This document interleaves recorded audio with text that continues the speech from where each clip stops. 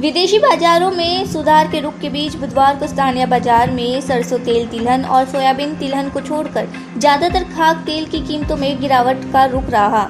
बाजार से जुड़े सूत्रों ने बताया कि मौसम खुलने की वजह से बिनोला और सोयाबीन की कीमतों में मंदे का रुख रहा। दूसरे ओर सीपीओ और पामोलिन का आयात सस्ता पड़ने से इनके भाव गिरावट दर्शाते बंद हुए। वहीं सरसों तेल तिलहन के भाव पूर्व स्तर पर बंद हुए। सुप्रीम कोर्ट 13 अक्टूबर को कर्नाटक के स्कूलों में हिजाब पर रोक के मामले पर अपना फैसला जारी कर सकती है। सर्वोच्च अदालत ने 22 सितंबर को इस मामले पर अपना फैसला सुरक्षित रखा था। जस्टिस हेमंत गुप्ता और सुधांशु धूलिया की बेंच ने 10 दिन तक मामले की सुनवाई की थी। इस दौरान कोर्ट ने हिजाब समर्थक याचिकाकर्ताओं के अलावा कर्नाटक सरकार और कॉलेज शिक्षकों की भी दलीलें सुनी। केंद्र सरकार ने कफ सिरप मामले में डॉक्टर वाई के गुप्ता की अध्यक्षता में एक समिति का गठन किया है। डॉक्टर वाई के Gupta standing national committee on medicine के वाइस चेयरमैन हैं। विशेषज्ञ समिति ब्यूरो देगी। सैंपल की रिपोर्ट आनी बाकी है। जब तक रिपोर्ट नहीं आती, कंपनी का प्रोडक्शन बंद रहेगा। रेत के अवैध खनन और मनी लॉन्ड्रिंग के मामले में नामजद पूर्व मुख्यमंत्री चरणजीत सिंह चन्नी के भांजे भूपेंद्र हनी और उसके कारोबारी साथी कुदरतदीप सिंह के खिलाफ अदालत में आरोप तय हो गए हैं। मामले की अगली सुनवाई 1 नवंबर को होगी। चन्नी के भांजे हनी व उसके साथी को अवैध खनन और मनी लॉन्ड्रिंग के मामले में हिरासत में लिया गया था। प्रधानमंत्री नरेंद्र मोदी 21 अक्टूबर को केदारनाथ का दौरा करेंगे। केदार धाम में पहुंचकर पूजा अर्चना करेंगे। 21 अक्टूबर की शाम को पीएम मोदी बद्रीनाथ धाम पहुंचेंगे। भगवान बद्री विशाल की पूजा अर्चना करने के बाद चमोली जनपद के सीमांत क्षेत्र में सेना के अधिकारियों से भी मुलाकात करने का कार्यक्रम है। इस साल सितंबर में खुदरा महंगाई बढ़कर 7.41% पर पहुंच गई है, जो कि अप्रैल के बाद सबसे ज्यादा है।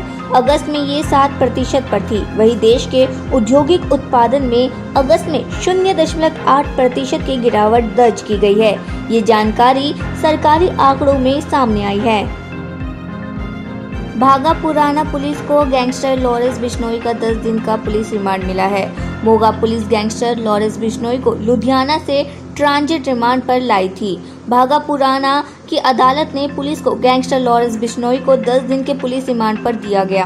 पुलिस को अप्रैल में जिले के गांव माड़ी मुस्ताफा में हुए गैंगस्टर हरजीत पेंटा के कत्ल के मामले में गैंगस्टर लॉरेंस बिश्नोई को वांछित था। सुप्रीम कोर्ट ने धारा 66A को लेकर बड़ा आदेश जारी किया है। सुप्रीम कोर्ट ने IT एक्ट की धारा 66A के तहत देश में चल रही सभी कानूनी कार्रवाइयों को रद्द करने का आदेश दिया। सुप्रीम कोर्ट ने कहा है कि IT एक्ट 2000 की धारा 66A के तहत किसी पर भी मुकदमा नहीं चलाया जाना चाहिए। केंद्रीय मंत्रालय द्वारा ग्राहकों के लिए 12 नवंबर को लोक अदालत लगाई जाएगी। ये जानकारी केंद्रीय मंत्री पीयूष गोयल ने दी है। उन्होंने कहा है कि उपभोक्ता आयोग में लंबित मामलों को निपटाया जाएगा। सभी उपभोक्ता आयोग चिन्हित करके लोक अदालत के लिए मामले भेजेंगे।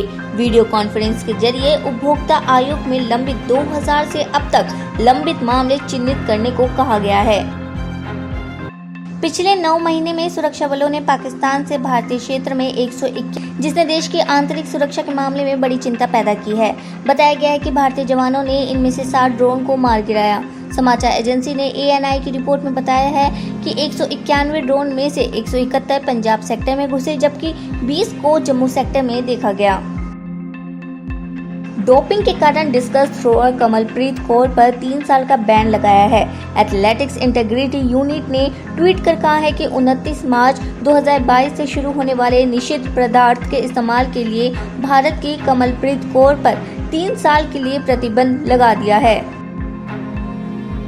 रूस और यूक्रेन के बीच जंग और भी तेज होती जा रही है। रूस ने जहां यूक्रेन पर हमले तेज कर दिए हैं, तो वहीं यूक्रेन की सेना ने दावा किया है कि उसने 18 मिनट के अंदर 4 रूसी हेलीकॉप्टर को मार गिराया है। यूक्रेन की वायुसेना ने बताया है कि यूक्रेन का विमान ने मिसाइल के जरिए दक्षिणी यूक्रेन में सुबह 8:40 से 8:58 के बीच कम से कम 4 रूसी हेलीकॉप्टरों को मार गिराया है। रूस के राष्ट्रपति पुतिन ने कहा है कि मॉस्को बाल्टिक सागर के नीचे जर्मनी जाने वाली नॉर्ड स्ट्रीम 2 पाइपलाइन के माध्यम से यूरोप को गैस की आपूर्ति फिर से शुरू करने के लिए तैयार है। ये जानकारी समाचार एजेंसी एसोसिएटेड प्रेस के हवाले से सामने आई है। दिल्ली की एक अदालत ने जूनियर पहलवान सागर धनखड़ हत्या मामले में ओलंपियन सुशील कुमार और 17 अन्य के खिलाफ हत्या के प्रयास, दंगा, गैर कानूनी गतिविधि और अन्य धाराओं के तहत आपराधिक साजिश रचने के आरोप तय किए। कोर्ट ने 2 फरार आरोपियों के खिलाफ भी आरोप तय किए हैं। केंद्रीय मंत्री अनुराग ठाकुर ने बताया है कि मल्टीपर्पज कोऑपरेटिव सोसाइटी के रजिस्ट्रेशन के लिए आसानी से करने और ट्रांसपेरेंट बनाने के लिए भी फैसला हुआ है। पीएम डिवाइन योजना को भी मंजूरी देने के लिए 6,600 करोड़ रुपए की मंजूरी दी गई है। ये पूरी तरह से सेंट्रल स्पॉन्सर्ड स्कीम है। मुंबई में होने वाले अंधेरी उपचुनाव को लेकर हाईकोर्ट में 11 बजे सुनवाई होगी। ऋतुजा लटके जो उद्धव ठाकरे शिवसेना गुट के उम्मीदवार है, उनका इस्तीफा अब तक मुंबई महानगर पालिका ने मंजूर नहीं किया है।